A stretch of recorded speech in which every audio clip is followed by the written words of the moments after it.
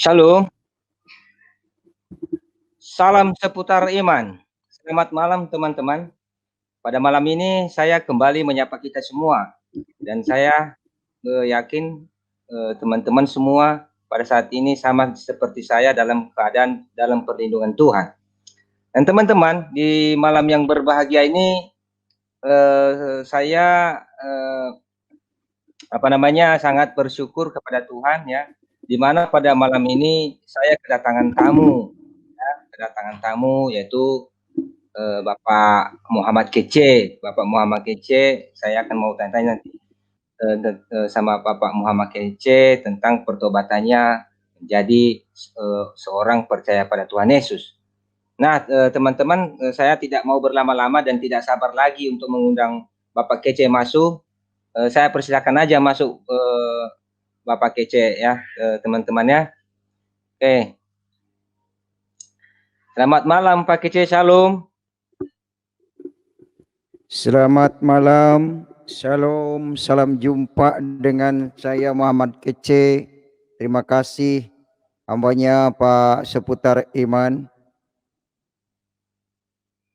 Ya, pertama-tama Pak, saya yang berterima kasih Pak. Terima kasih Bapak mau berkenan masuk di channel kecil Pak, channel baru ini Pak.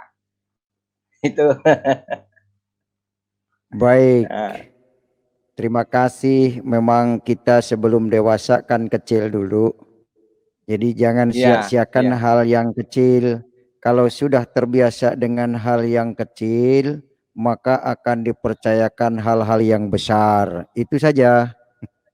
Amin. Ya. Nah, Pak, sebelum saya mau tanya-tanya sama Bapak tentang pertobatan Bapak bisa percaya sama Tuhan Yesus Kristus, kita berdoa dulu Pak ya. Saya timid dulu, kita dalam doa ya. Baik. Mari kita berdoa. Silakan. Ya. Segala puji syukur, hormat, kemuliaan bagi Allah yang hidup dalam kerajaan surga. Dalam nama Tuhan Yesus pada saat ini saya bersyukur, terima kasih Tuhan. Saya sangat bersuka cita, bergembira pada saat ini Tuhan, di mana hamba-Mu Bapak Muhammad Kece boleh berkenan hadir di channel ini Tuhan. Tuhan, Engkaulah berkarya di tempat ini Tuhan Yesus, dan biarlah Roh Kudus-Mu yang bekerja. Dan biarlah setiap perkataan-perkataan yang kami ucapkan pada malam ini benar-benar diurapi oleh Tuhan. Terima kasih Tuhan. Dan apapun yang saya tanya-tanya sama Pak Kece pada malam ini Tuhan, semoga menjadi berkat kepada saudara pendengar. Terima kasih Tuhan, berkati kami semua, berkati Pak Kece, bagi saudara yang mau masuk nantinya dan mendengar channel ini, berkati kami semua Tuhan Yesus. Dalam nama Tuhan Yesus kami mulai acara ini, haleluya, amin. Amin. Terima kasih. Amin. Ya, Pak Kece, maaf Pak Kece, saya mau tanya-tanya ini sama Pak Kece. Saya dengarkan namanya ini kan Muhammad Kece. Muhammad Kece artinya kalau orang Kristen kan nggak ada namanya ini Muhammad Kece. Kalau orang Kristen yang misalnya sejak lahir itu pasti saya yakin tidak ada yang nama Muhammad kalau dia dari lahirnya adalah seorang Kristen. Nah, tetapi nama Bapak ini Muhammad pasti bukan lahirnya dari Kristen. Boleh Bapak ceritakan kepada kami di sini, Pak? Baik. Terima kasih Bapak Seputar Iman. Saya sudah digabungkan bisa bersaksi di channel Seputar Iman ini. Namun sebelumnya saya akan mengucap syukur kepada Tuhan yang mana Tuhan Yesus telah memberikan kesempatan kita sehingga boleh kita hidup bernapas sampai malam ini. Juga kepada para penonton YouTube channel Seputar Iman dan juga channel Muhammad Kece. Dengan malam ini saya ingin bersaksi dan terutama memperkenalkan dulu. Nama saya H. Muhammad Kosman. Itu nama asli saya. Haknya apa? Haji, karena pernah ke Arab. Muhammad dapat dari Arab. Kosman itu nama kecil saya. Dan Cornelius nama baptis saya. Saya umur sudah 54 tahun. Saya punya istri 1, anak 2 laki-laki, dan cucu saya 4 laki perempuan.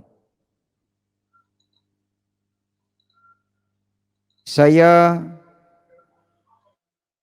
dari Ciamis, Jawa Barat, suku Sunda.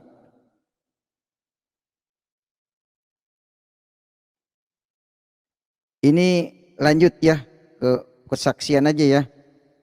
Ya, lanjut Pak, lanjut. Baik. Saya asli dari suku Sunda. Sunda itu memang dari dulu itu sulit untuk menerima Yesus. Saya sejak kecil hidup di lingkungan keluarga yang beragama Islam. Ibu saya seorang Islam, bapak saya seorang ustadz di satu pesantren. Dan sekarang pesantren itu dilayani oleh paman saya. Saya lahir dari seorang ibu beragama Islam ini. Sejak bayi saya sudah dibelajari tentang bahasa Arab. Itulah sebabnya saya begitu besar dimasukkan ke pesantren. Saya sekolah SMP sambil di pesantren. Pagi sekolah SMP, siang pulang belajar ngaji sampai malam belajar ngaji. Saya seorang Islam yang taat. Terbukti saya melaksanakan rukun haji, rukun iman, rukun Islam yang nomor 5, yaitu hajian ke Mekah, Arab Saudi. Saya tidak terpikir untuk jadi orang Kristen. Mimpi saja tidak. Dulu ketika saya di pesantren dengar nama Yesus, benci betul. Jadi kayaknya kalau dengar nama Yesus itu pokoknya alergi aja. Karena dulu ketika saya di pesantren, kalau saya membaca ayat Alkitab, jangankan membaca, megang kitabnya saja sudah murtad. Itulah doktrin dulu. Makanya sekarang kalau orang mau baca Alkitab itu ketakutan. Karena sudah didoktrin oleh ustadz, pegang kitab itu bikin murtad.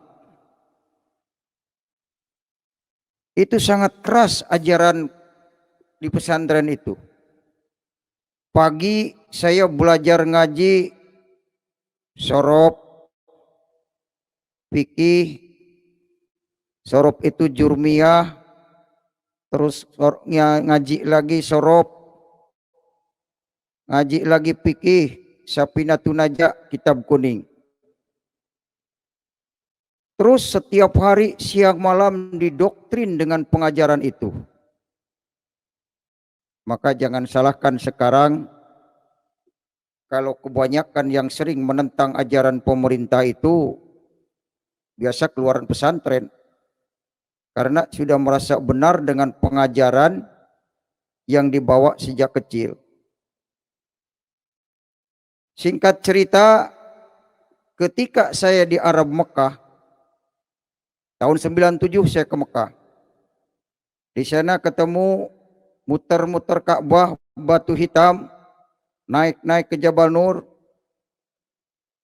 pulang ke Indonesia, pulang dari haji, saya punya nama Haji Muhammad Kosman Cornelius.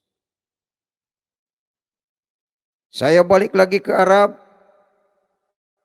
ada kejanggalan, kurang yakin, saya belajar di sana mencari tentang hadis-hadis. Kemudian berangkat lagi sampai saya 3 kali ke Arab. Akhirnya menemukan kesimpulan bahwa kebenaran ada di dalam Injil setelah saya pulang dari Arab. Apa kejanggalan yang terjadi ketika di Mekah? Saya ini di Arab itu dulu bagaikan anak kecil. Muter-muter Ka'bah, lempar batu, naik-naik gunung. Nah, inilah pengalaman saya ketika di Mekah. Setelah itu saya waktu tawaf, ini ada keanehan. Saya ketika muter Ka'bah, saya bilang di sini sambil mengatakan la baik Allahumma la baik la syarika laka la baik innal hamda wa ni'mata. Terus itu dibaca-baca di depan Ka'bah sambil tangan saya mengucapkan kisbai kepada Ka'bah. Tapi hati kecil saya, kenapa saya ini sampai hormat kepada batu? Itu dalam hati. Lalu dari dalam hati saya mengatakan, ini baik bagi manusia, bagi agama, tapi tidak bagiku.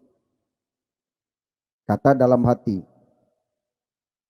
Lalu saya bertanya, mana yang harus saya sembah? Kata Tuhan, nanti di Indonesia. Singkat cerita, saya pulang ke Indonesia tahun 2000. Orang tua saya sakit, berobat kemana-mana tidak kunjung sembuh. Sudah ke kiai, ke dukun, ke dokter tidak kunjung sembuh. Ini awal pertobatan bapak saya. Menurut vonis dokter bahwa bapak saya ini tinggal menunggu umur. Karena obat apapun sudah dibeli tapi tidak kunjung sembuh. Singkat cerita, bapak saya punya santri, kenal dengan seorang pendeta. Santri bapak saya itu dibawalah ke rumah bapak saya. Pendeta itu menawarkan kesembuhan melalui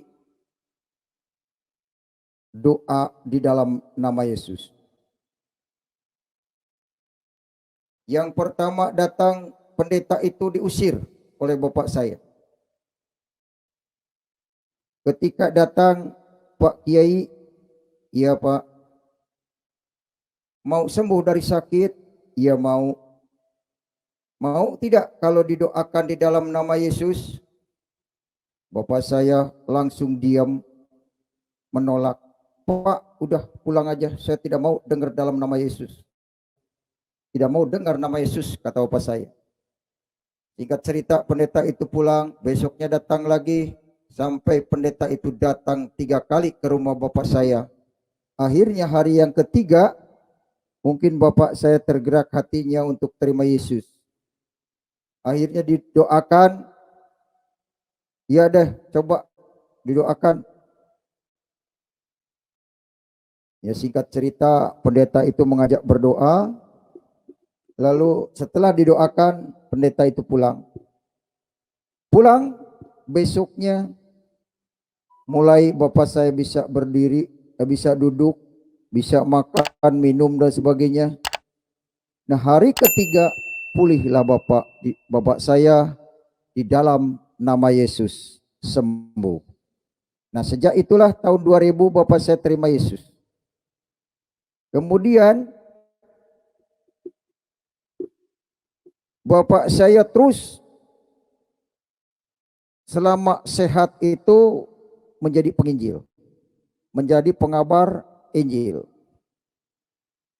Tapi ke daerah lain. Suatu waktu datanglah pendeta itu dengan bapak saya, kenalan dengan saya, menginap di rumah saya. Waktu itu bulan Mei, nginap di rumah saya.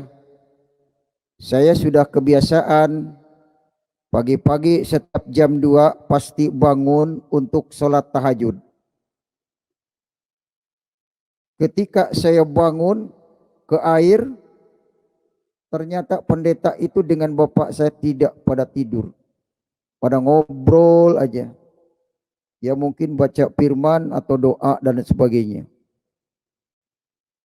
Singkat cerita, sianglah waktu, saya diajaklah ke Bandung oleh bapak saya.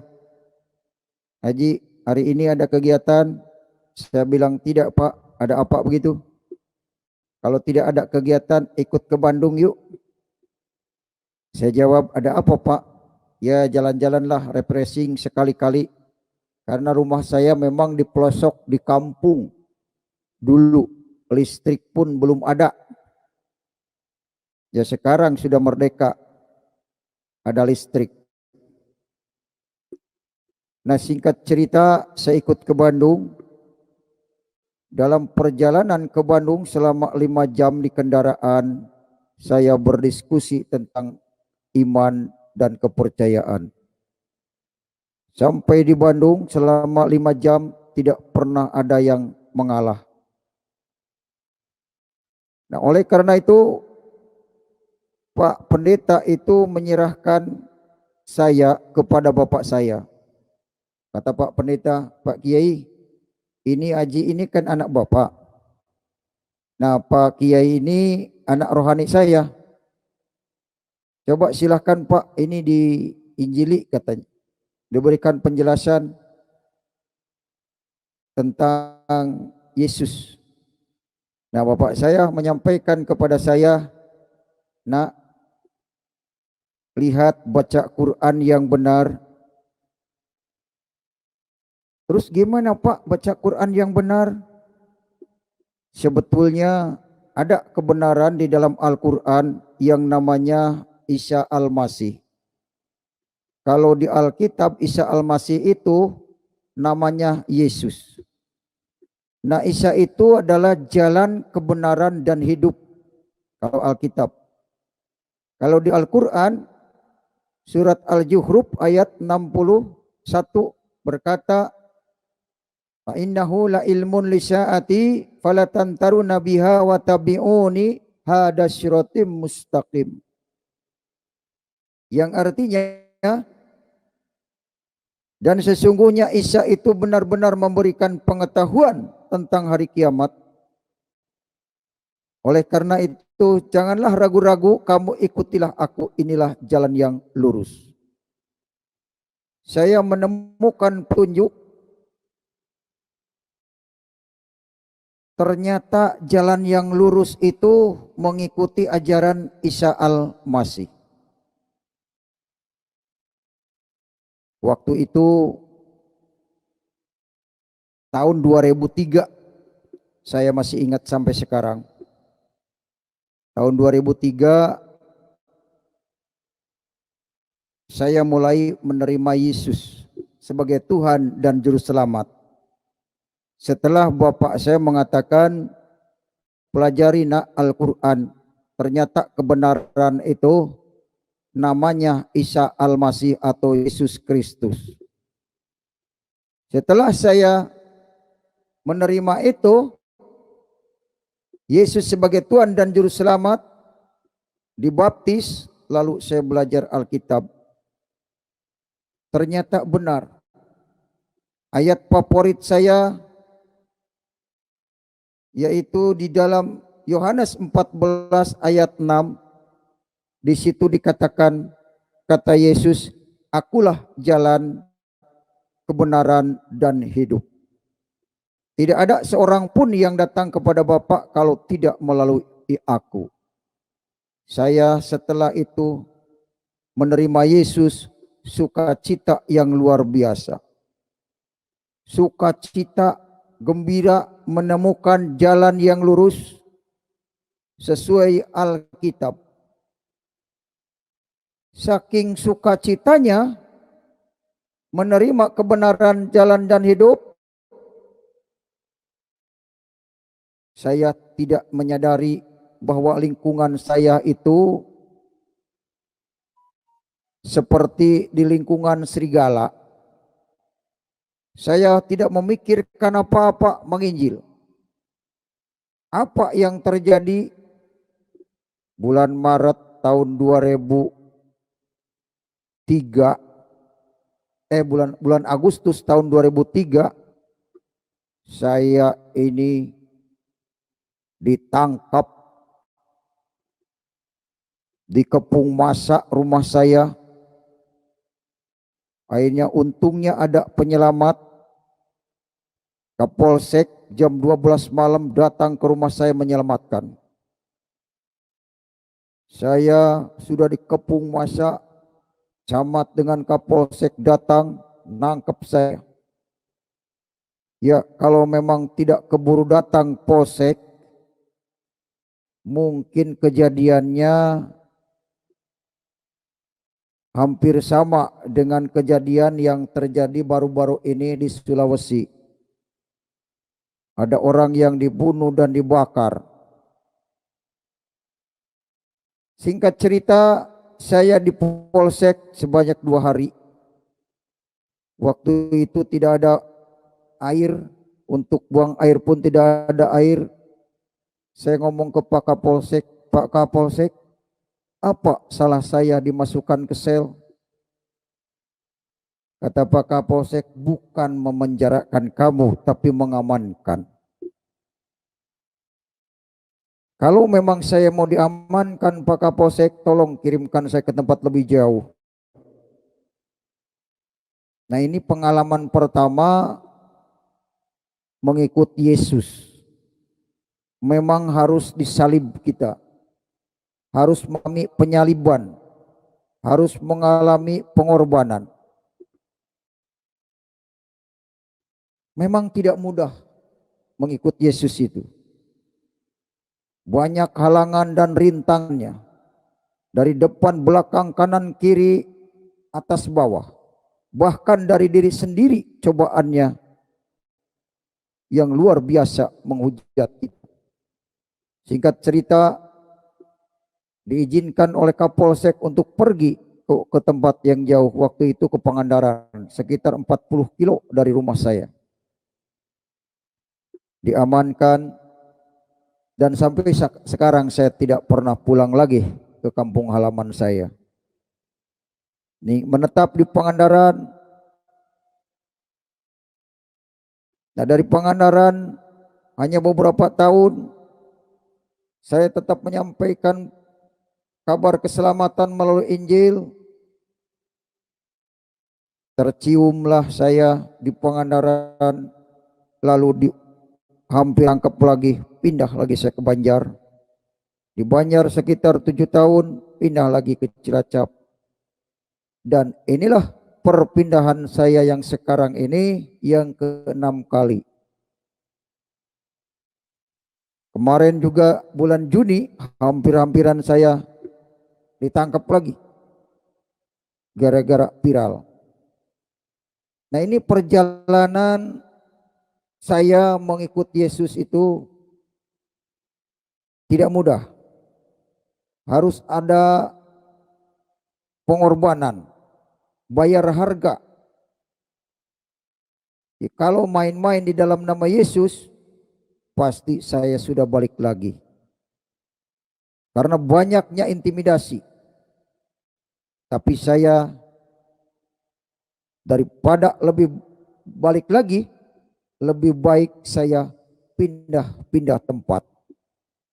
Inilah pengalaman mengikut Yesus. Memang apa yang dikatakan Alkitab,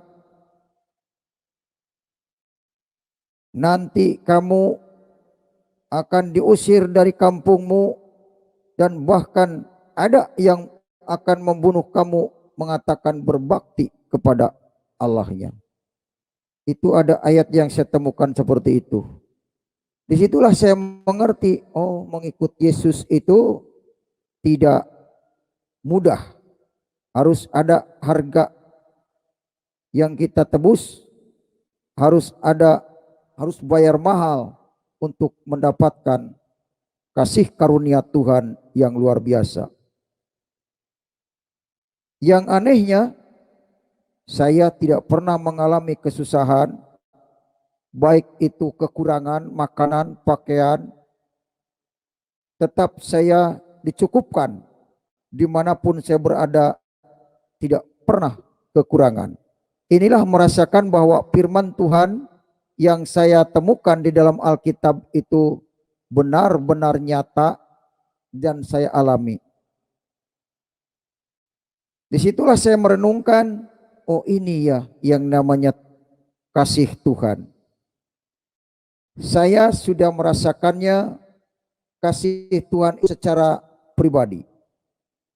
Hidup di dalam Kristus memang secara manusia banyak tantangannya, tapi itulah ujian iman kita. Kita sudah diuji, iman kita dimurnikan, bukan iman yang main-main. Rela saya memikul salib, artinya perjuang terus. Tapi puji Tuhan, iman saya tidak goyah. Sekali Yesus, tetap Yesus. Saya tidak akan meninggalkan kebenaran ini. Karena memang kebenaran ada hanya di dalam Taurat dan Injil.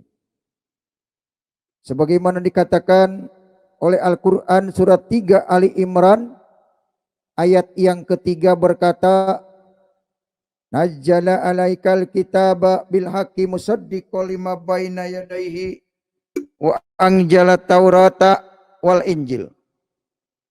Yang artinya Allah telah menurunkan Alkitab dengan sebenarnya dan membenarkannya. Dan Allah menurunkan kitab Taurat dan Injil. Jadi Al-Quran berkata bahwa kitab yang diturunkan oleh Allah itu Taurat dan Injil. Bukan hadis dan fikih. Inilah yang membuat saya yakin bahwa kebenaran hanya ada di dalam Yesus. Kebenaran dan hidup adanya di dalam nama Yesus. Oleh karena itu, mari saudara yang mendengarkan kesaksian Muhammad Kacem malam ini, selagi ada kesempatan yang belum menerima Yesus sebagai Tuhan dan Juru Selamat, segeralah terima Yesus sebagai Tuhan dan Juru Selamat. Karena di luar Yesus tidak ada keselamatan. Di luar Yesus tidak ada keselamatan. Yang sudah di dalam nama Yesus, sekali Yesus tetap Yesus. Kiranya kesaksian singkat saya sampai di sini dulu. Mungkin admin ada yang ingin tanyakan seputar pertobatan saya, silahkan. Terima kasih. Tuhan Yesus memberkati. Iya, luar biasa Pak Kece. Saya merasa terharu Pak Kece, ya, sampai pergi dan pindah-pindah tempat. Jujur Pak Kece, saya meninggalkan Pulau Nias bukan karena merasa ada intimidasi atau apa, karena ada yang mengusir saya di Pulau Nias Pak Kece, bukan. Tetapi karena keinginan saya sendiri pergi merantau. Tetapi saya mendengar kesaksian Pak Kece sangat miris saya dengar, ya. Tetapi itulah yang harus kita terima Pak Kece, ya. Yang apa, sangat luar biasa lah. Saya tadi nggak habis pikir. Saya pikir Pak Kece itu menjadi seorang Kristen menjadi seorang percaya Yesus gampang. Ternyata di luar dugaan saya, Pak Kece. Ya. Di luar dugaan saya, kok ini ya, sampai pindah-pindah tempat, bahkan pindah tempatnya bukan dekat-dekat pula itu, sampai ada yang pindah pulau lah namanya Iya. itu. Nah, itu jadi terima kasih Iya. kesaksiannya Iya. Pak Kece. Nah, jadi begini Pak Kece, tadi Pak Kece sudah meyakinkan saya dan teman-teman yang ada di sini, bahkan teman-teman nanti yang akan mendengarkan video ini ya, meyakinkan ke kami bahwasanya sekali Yesus tetap Yesus. Artinya sangat Amin. yakin sekali Pak Kece itu kepada Tuhan Yesus. Oh, Ya. haleluya. Ya. Pasti Jadi, kita. ya, jadi gitulah Pak Kece. Nah, jadi tadi Pak Kece bilang, berarti yang pertama menerima Tuhan Yesus itu orang tuanya Pak Kece ya? Ya, betul. Bapak saya Almarhum dulu yang ya? terima Yesus. Ya, almarhum bapak saya meninggal tahun 2007, ibu saya tahun 2006, selisih 1 tahun. Meninggallah bapak saya. Jadi saya ini sempat juga dengan bapak saya menginjil ke setiap daerah, kemana-mana, dan pernah juga sedang menginjil, sedang mengajar orang di rumah itu dikepung oleh masa. Akhirnya saya pulang malam-malam. Penderitaan memang menyampaikan Injil ini kalau menurut manusia itu memang luar biasa. Tapi saya punya semangat. Karena apa? Inilah kebenaran. Jalan keselamatan.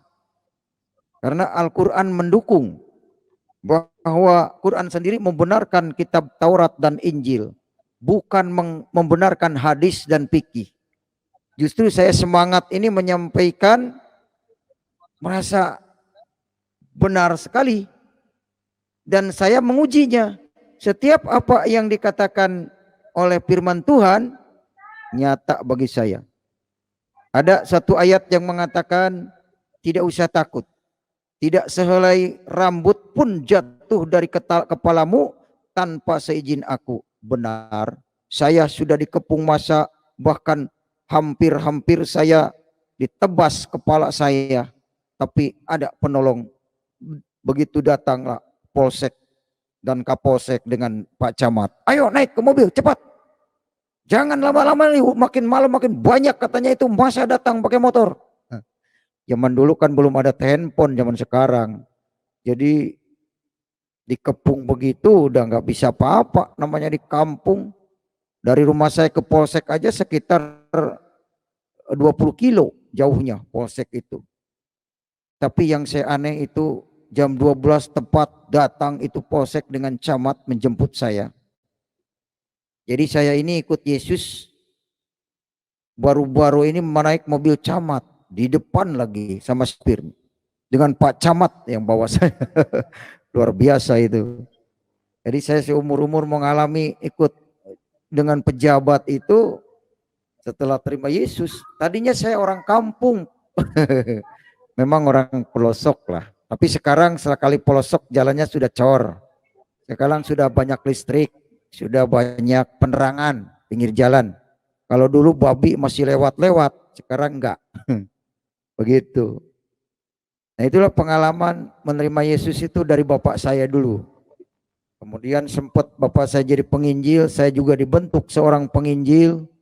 Jadi mempelajari Alkitab itu dibentuknya untuk pengabaran Injil. Dari awal mengenal Alkitab, saya bukan diajarkan pengkhotbah, tapi mengabarkan Injil. Teori menyampaikan firman Tuhan. Begitu. Itu cerita perjalanan pertobatan saya di tahun 2003. Begitu. Dari tahun 2003 sampai sekarang, iya, kalau dihitung, saya aja membaptis orang mungkin sudah ada 500 orang. Tapi ini bukan merupakan kesombongan, ya, bukan merupakan kesombongan saya, itu karya Tuhan Yesus melalui tangan saya. Begitu. Amin. Sudah banyak. Ya, kemarin di Pulau Patmos juga sudah 4 orang dibaptis di sini begitu datang. Luar biasa memang. Saya yakin Tuhan akan menanam benih-benih firman Tuhan di setiap daerah. Dimanapun saya ditempatkan, pasti di sekitar saya tinggal ada orang yang bertobat. Itu saja saya membuat sukacita. Jadi tidak ada khawatiran. Amin. Apalagi saya sudah punya cucu, sudah apalagi yang ditunggu, hanya melaksanakan amanat Allah saja, firman Tuhan yang harus disampaikan. Begitu. Tidak takut dengan rintangan-rintangan. Yang memang zaman Musa pun demikian. Menyampaikan kebenaran itu diuber-uber. Ya zaman sekarang orang yang menyampaikan firman Tuhan diuber-uber mungkin sama grupnya EPI. Entah EPI mana tapi dilarang menyampaikan kebenaran. Sama zaman dulu juga, zaman Musa. Zaman Fir'aun dilarang menyampaikan kebenaran. Karena kalau ada kebenaran maka kegelapan akan kelihatan. Lilin menyala sekalipun di tempat gelap yang kayak apa akan terang. Semakin gelap dunia akan semakin terang. Dunia Indonesia ini semakin gelap maka semakin muncullah kebenaran-kebenaran firman Tuhan. Para apologet Kristen pada bermunculan. Sejak ini makin ramai sampai seputar iman juga sekarang membuat studio sendiri, bikin siaran untuk mengabarkan Injil. Ya, mudah-mudahan ini besar seputar iman jadi channel yang luar biasa untuk mengabarkan kebenaran Injil firman Tuhan. Terima kasih. Amin. Pak seputar iman. Haleluya. Ya, Pak Kece. Apalagi? Nah, Pak Kece. Iya. Luar biasa, Pak Kece, luar biasa. Nah, masih bisa kan bisa saya tanya lagi, Pak Kece? Boleh, boleh. Kita kan ngobrol. Sekian. Nah, kalau nggak salah tadi saya dengar Pak Kece pernah ke Mekah ya? Ngapain di Mekah? Pak ya. Kece? Ke Mekah saya 3 kali. Yang pertama saya ikut melaksanakan rukun Islam nomor 5 yaitu hajian. Yang kedua sambil bisnis. Bawa orang ke sana jadi tour guide lah untuk membimbing orang mau hajian. Lumayan juga dapat untungnya. Jadi kalau bawa 10 orang itu 20 orang itu kita gratis pesawat, gratis hotel, gratis segala macam. Sudah ditanggung oleh jemaat. Begitu. Jadi sampai saya 3 kali bolak-balik dan setelah di Arab saya bermukim lama ngurusin orang kayak gitu. Jadi tour guide naik-naik ke gunung. Ya kebutuhan-kebutuhan lah kita bimbing di sana. Beli air jam-jam. Terus motong kambing gitu untuk orang yang berkurban. Itu aja kerjaan saya waktu di Mekah itu. Mencari orang yang kehilangan paspor, kita urusin. Nah, itu dapat uang dari situ. Jadi lumayan juga kalau untuk dunia gitu. Kita mendapatkan upah kalau ngurus orang yang tour guide. Ya mungkin kalau di Pangandaran itu jadi ada turis dari luar negeri, kita tuntun, beri petunjuk ke sini kemana, naik perahu sampai sini kan begitu. Sama dengan di Bali atau di daerah Raja Ampat, begitu. Itu kan daerah indah-indah. Atau mungkin di Pulau Nias, pinggir laut pantainya yang indah. Atau di Batam, sama seperti itu. Kita ada tour guide itu menunjukkan jalan-jalan, memberikan cerita-cerita, sejarah-sejarah gitu.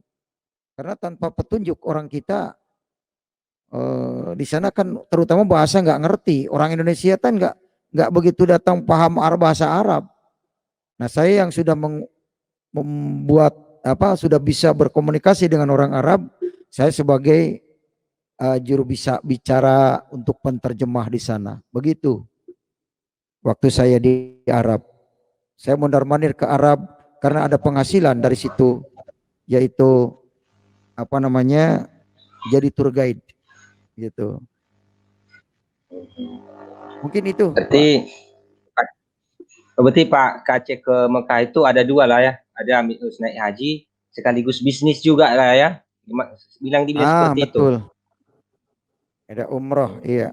Jadi Ngurusin sebelum umroh. saya lanjut tanya-tanya Pak KC, boleh nggak saya kasih link apanya biar kawan-kawan bisa masuk, siapa tahu ada yang masuk. Oh boleh, boleh, boleh, biar ramai kita. Oke. Ya siapa tahu aja ada yang mau masuk ya.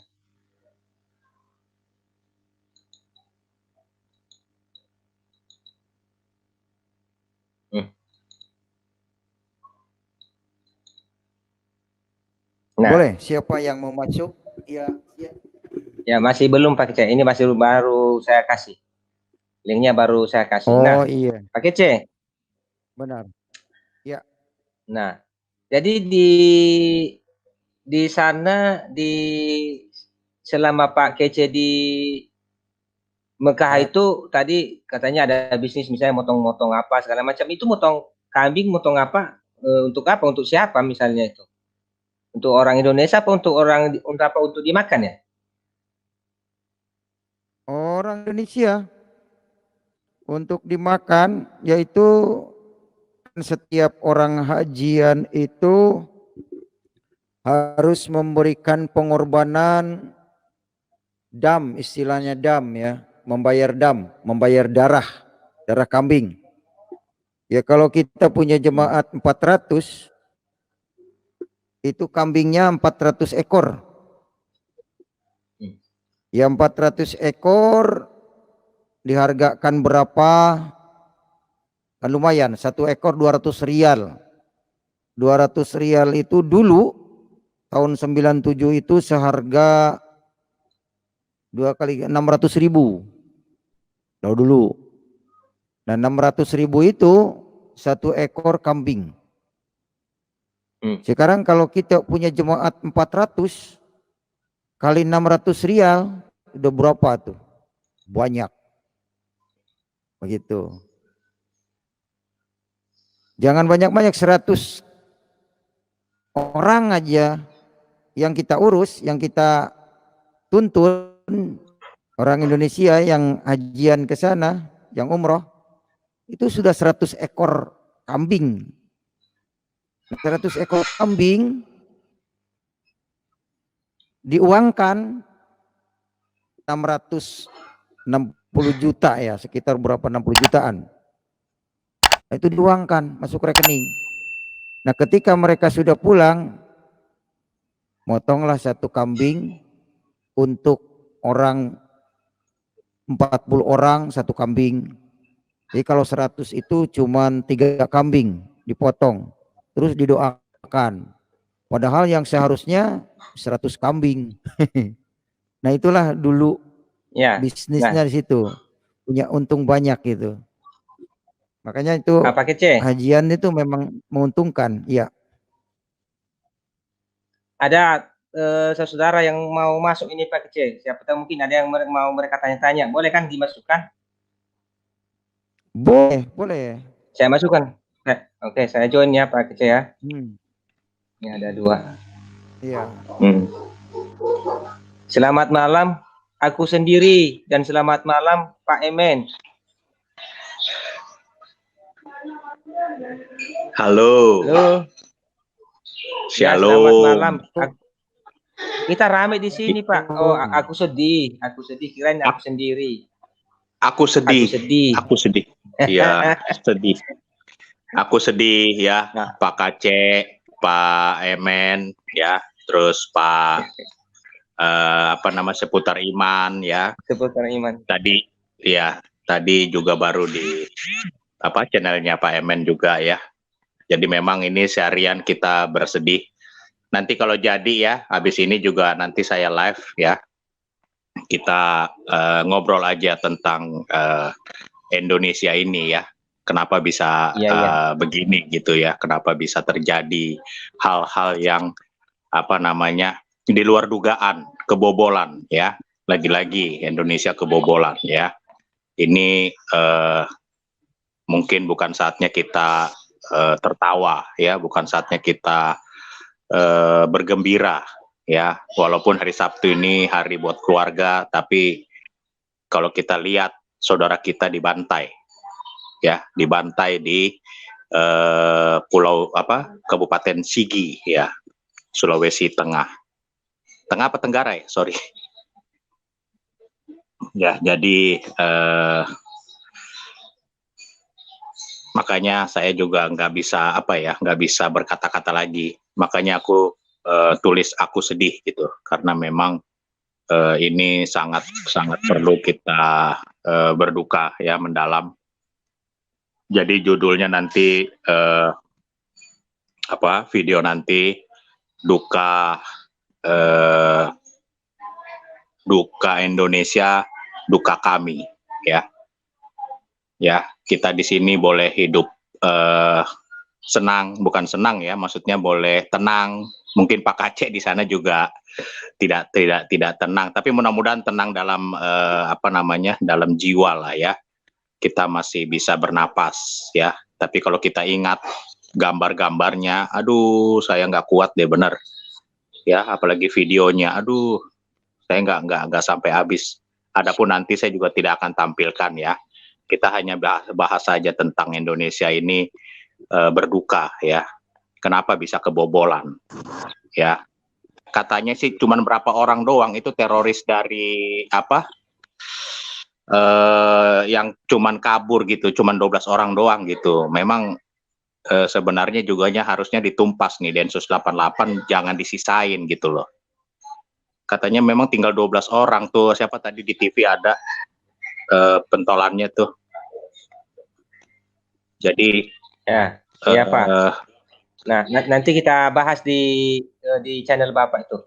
Nanti kita tuntaskan nanti itu di ya. Nah, ada yang mau tanya-tanya sama Pak. Ya.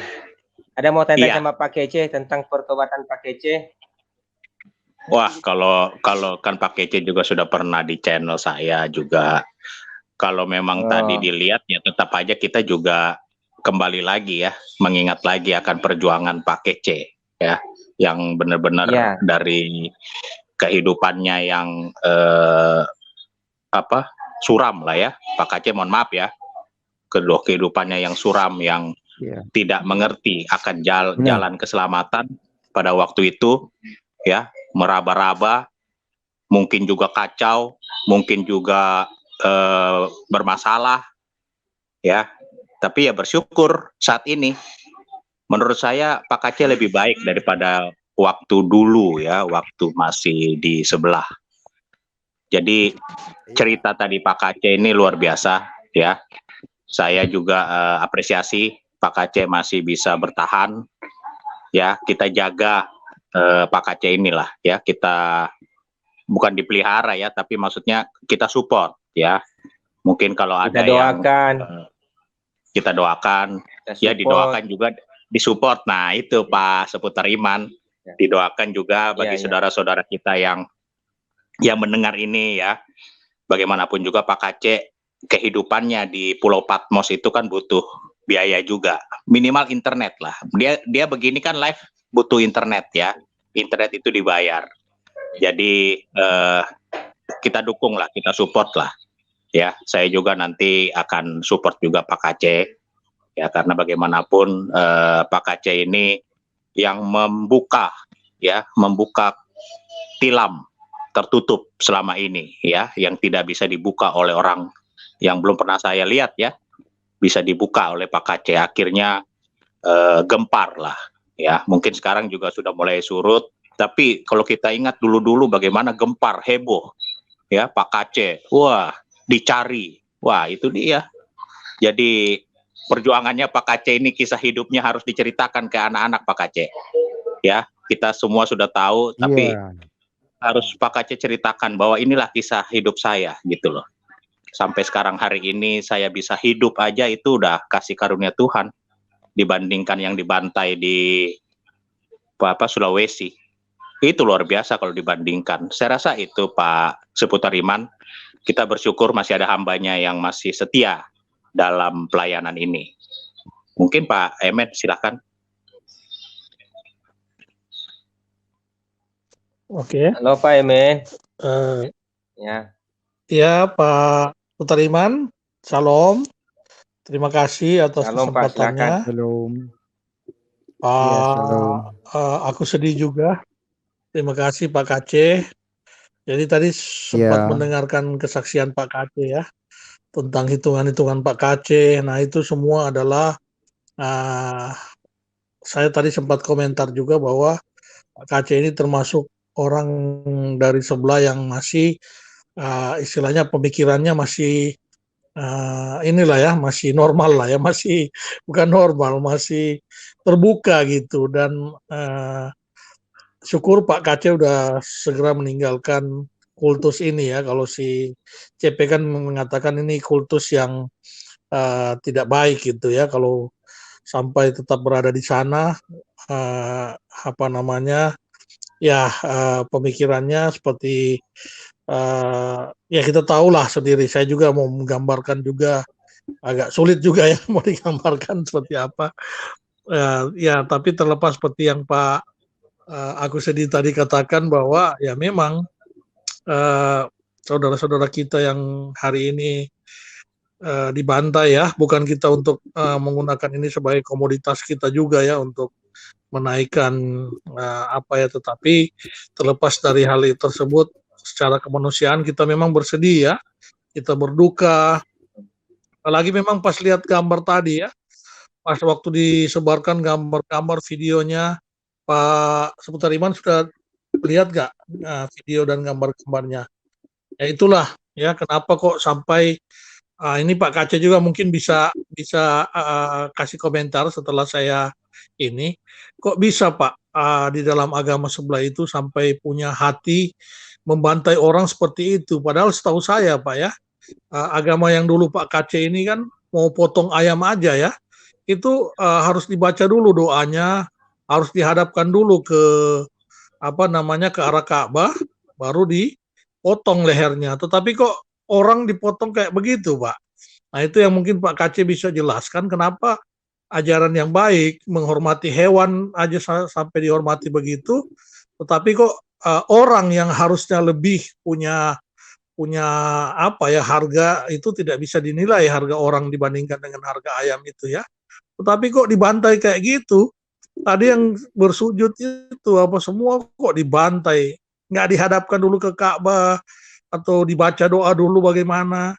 Artinya gini, mereka begitu tega untuk melihat manusia yang mereka sangka kafir dibanding dengan ayam yang tidak ada harganya, ya, kambing yang mau mereka potong selalu dihadapkan dulu ke Ka'bah, dibaca doa dulu, baru digorok lehernya. Gitu Pak Kace ya.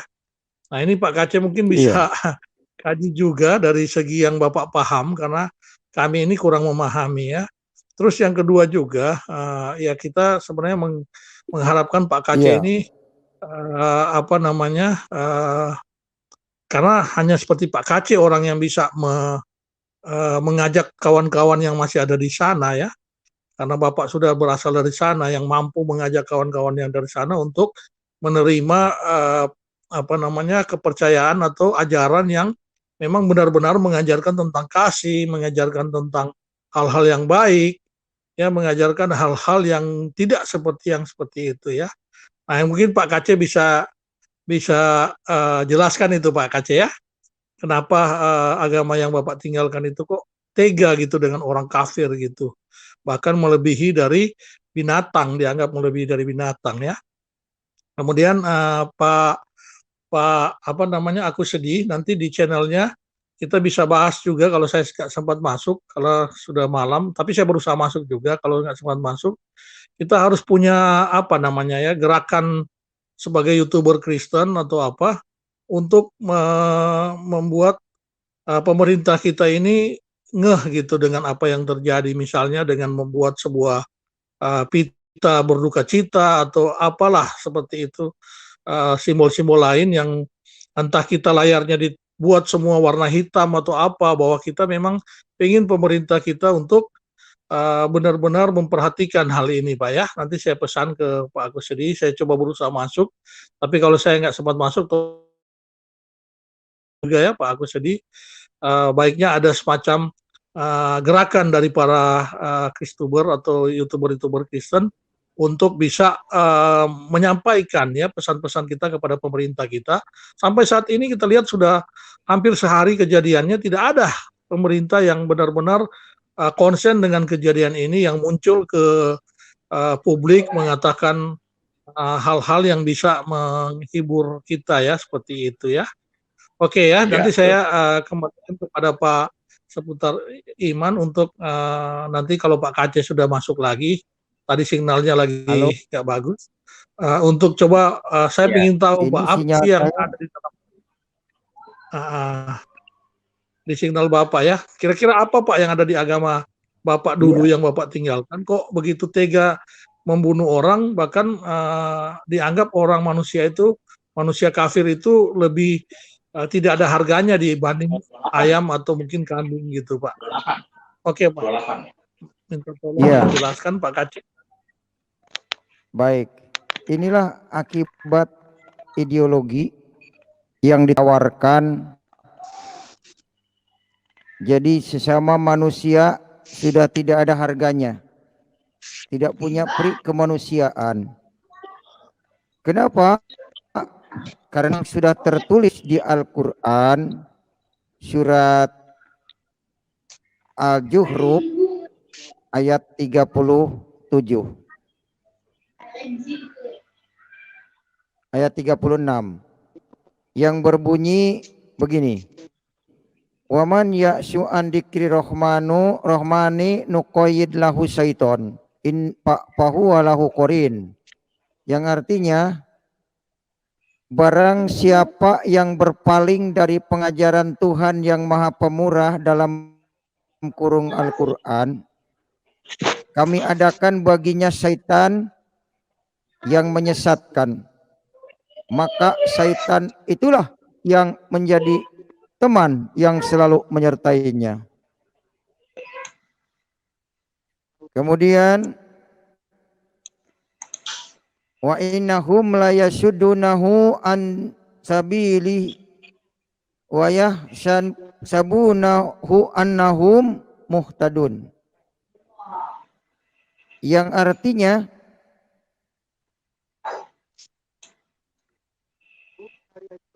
dan sesungguhnya setan-setan itu benar-benar menghalang-halangi mereka dari jalan yang benar, dan mereka menyangka bahwa mereka mendapat petunjuk.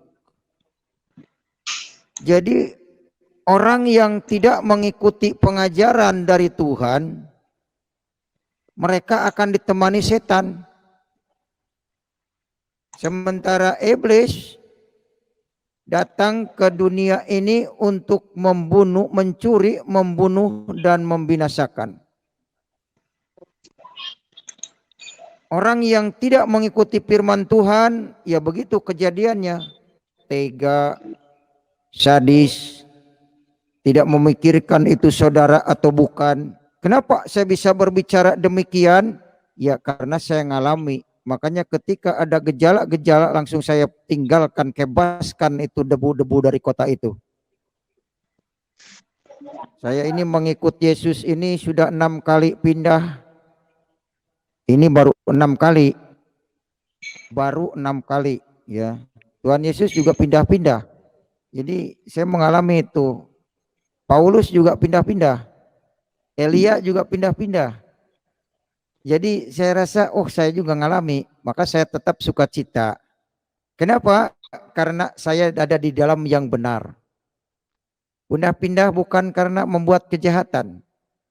Pindah-pindah karena menabur. Di setiap daerah ada yang ditabur firman Tuhan. Nah, yang tidak mengenal Tuhan, mengenal firman Tuhan, ditemani setan. Apa yang tidak mengikuti firman Tuhan? Ya mungkin yang tidak disebutkan di Al-Quran, di antaranya pengikut kitab-kitab hadis. Karena yang mengajarkan bunuhlah orang yang tidak seiman, tidak percaya kepada Allah dan Rasul, itu kan adanya di hadis. Makanya ada kaum radikalis itu mereka mengikuti ajaran hadis. Benar menurut mereka, mereka itu merasa paling benar. Yang tidak menyembah Allah dan Rasul itu kafir, halal darahnya. Muhammad Kece juga udah dihalal-halalkan dari dulu.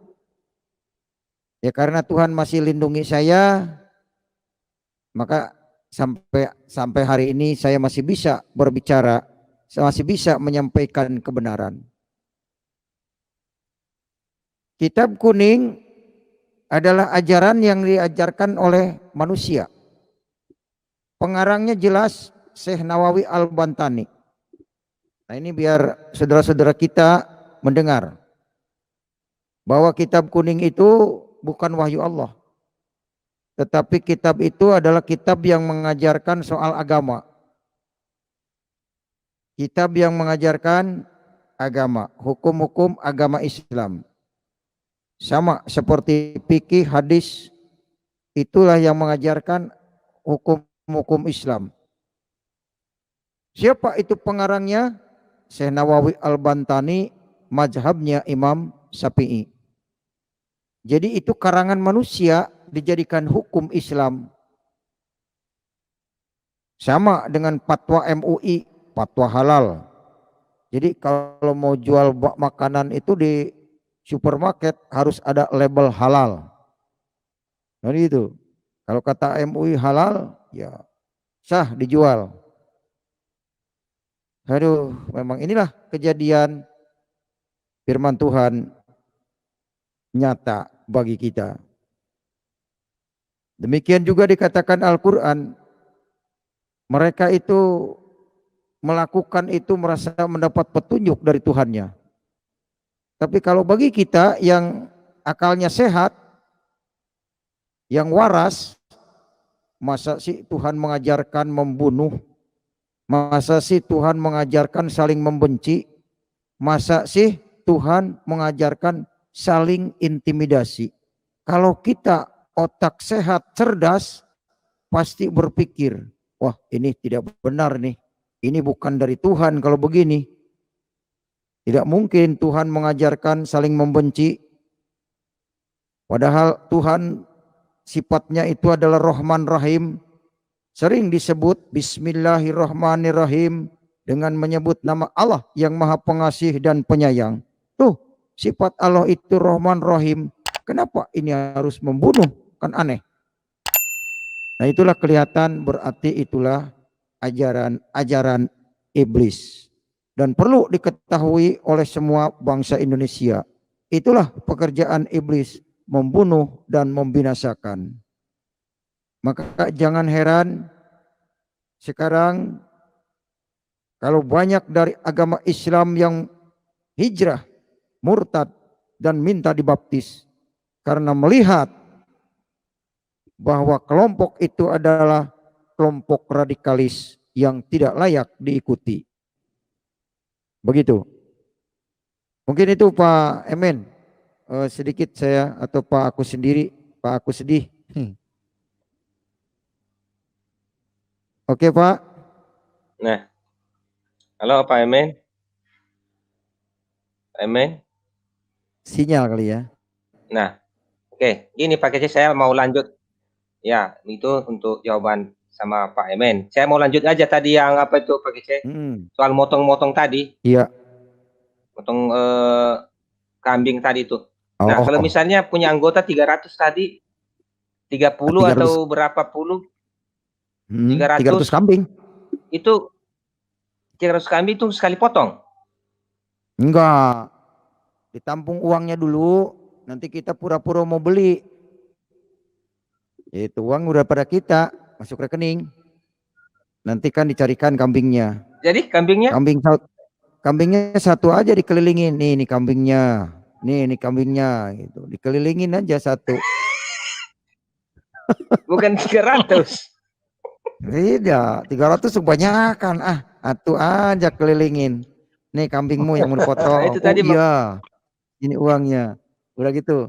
Nih kambingnya mau dipotong. Sini uangnya. Jadi kambing satu itu bisa ke 10 orang, 20 orang begitu ditunjukin. Oh, Ya begitu. itu saya Kirain tadi, dulu begitu. Iya. kirain Makanya sayang 30 banget orang berarti sekarang kalau 30 ekor. berhenti itu. Enggak, paling 1 ekor yang dipotongnya.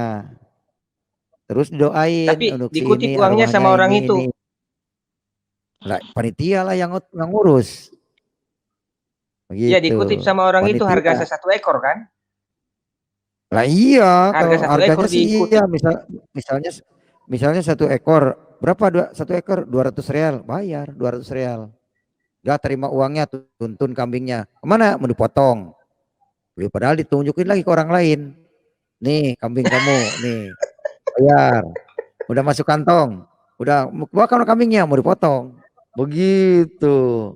Nah ya mau motongnya kapan Oh, gitu. Udah keliling 10 orang kan udah 2.000 real. 2.000 real iya. kali 3 udah berapa? Sudah 6 juta Begitu ya. begitu. 6 juta lumayan, ngomong doang nggak sampai 1 jam dapat 6 juta. Asal mau nuntun kambing aja. Itulah Iya. kenakalan. Tapi karena sudah budaya ibadah, yang sudah ngasih duit udah aja nggak dipikirin.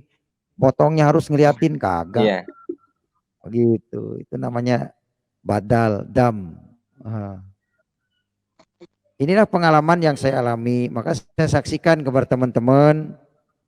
Ya memang kalau berangkat haji itu, kalau yang bisnis itu menguntungkan, begitu. Sangat menguntungkan. Iya ya. Makanya sayang banget, nggak boleh ada yang menghalang-halangi. Kalau pada murtad kan hilang itu bisnisan itu. Makanya begitu dihentikan oleh corona, berhenti semuanya.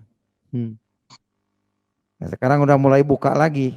Nanti hajian lagi, motong kambing lagi di sana. Oh, di Arab tuh kenyang daging, ada daging onta, ada daging kambing, daging sapi. Begitu. Banyak Iya daging, ya. makan selalu sama daging. Begitu. Nah, Ya, itu pengalaman tadi saya. iya ya. Kan itu kan banyak uangnya Pak Cek. Kenapa ditinggalin uang itu? Ya namanya uang dari jin dimakan setan ya juntrungannya nggak ada. Dapat uang hari ini habis lagi kayak air jatuh ke daun talas begitu. Iya Ya, ya. makanya sekarang diwajibkan haji itu memang menguntungkan dari hajian itu. Baik itu panitia Iya. haji, agama dan negara dapat devisa itu. Besar itu, menguntungkan buat negara. Negara siapa? Negara Arab. Bukan negara kita. Ya negara kita juga ada lah kebagian karena ada komisi-komisi itu. Itu. Negara kita juga bagian. Makanya hal itu wisata religi itu nggak mungkin bisa diberhentikan. Begitu. Iya. Karena memang menguntungkan untuk hal-hal duniawi. Iya Kalau ya. untuk akhirat mah masih bodoh amat. Ah, siapa yang tahu di akhirat kan begitu. Iya. Nah, begitu. gimana? Gimana? Jadi baiklah Pak Kece, kita ini udah berapa menit ini? 1 jam. Menit. Udah 1 jam ya? Iya. Soalnya nanti kan channel Piyong 77 mau live. Tuh, Iya. bentar lagi. Jadi begini Pak Kece, saya mau mengucap terima kasih lah Pak Kece berkenan hadir di sini di channel ini. Jadi saya berharap Pak Kece maulah bersama-sama dengan saya melayani di sini juga. Pak Kece. Baik. Iya. Pasti. Jadi yang penting ada undangan. Ya. Nah, kesaksian Pak Kece pada malam ini sangat membangun saya. Di mana tadi saya mengatakan ya, saya meninggalkan Pulau Nias itu bukan karena diusir atau karena ada intimidasi, bukan, tetapi karena saya sendiri mau pergi, mau merantau. Tapi Pak Kece perginya ngeri sekali. Tadi saya sempat ini merasa sedih, ya, merasa sedih. Saya berpikir gimana kalau saya yang diusir di kampung saya. Aduh, bisa berdarah-darah. Bisa. Tetapi karena Iya. iman lah, saya yakin Pak Kece tidak melakukan perlawanan karena iman. Ya, lebih baik mengalah, pergi Iya. menjauh. Seperti itulah mungkin ya Pak Kece ya. Betul. Iya. Kita belajar Jadi, dari Musa, kita belajar dari ya, Elia. Kita jangan melawan massa yang sudah banyak. Makanya ini betul. negara kecolongan ini. Negara ini kecolongan karena pengajarannya yang terutama kurang kontrol dari education, dari pendidikan. Harusnya pemerintah itu mengontrol apa yang diajarkan di sekolah-sekolah, apa yang diajarkan di pesantren-pesantren, itu harusnya tanggung jawab pemerintah untuk mengontrol. Kalau sudah tumbuh mereka besar-besar jadi pejabat, duduk di anggota dewan, DPR, nah itulah bikin kacau, membuat kerusakan, membuat pola-pola tidak mau nyaman, damai, sentram. Sudah damai-damai, bikinlah peraturan yang kontroversi dengan rakyat, biar rakyat nanti pada demo menggugat pemimpin, kan begitu. Itu trik-trik itulah yang mau menghancurkan Indonesia, begitu.